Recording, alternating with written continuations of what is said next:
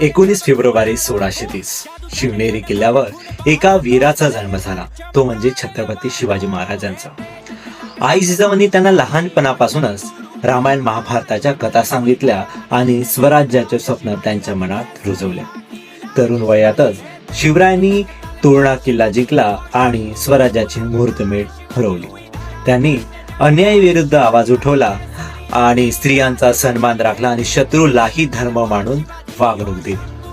अफजल खानासमोरही त्यांनी बुद्धिमत्ता आणि धैर्य दाखवले. त्यांनी गनिमी कामा रणनीती आजही जगभर अभ्यासली जाते. 1974 साली रायगडावर त्यांचा राज्याभिषेक करण्यात आला आणि हिंदवी स्वराज्याची स्थापना झाली. इथून आपल्याला ही शिकवण मिळते की धैर्य, स्वाभिमान आणि योग्य नेतृत्व असेल तर स्वप्न नक्की पूर्ण होते. जय भवानी, जय शिवाजी.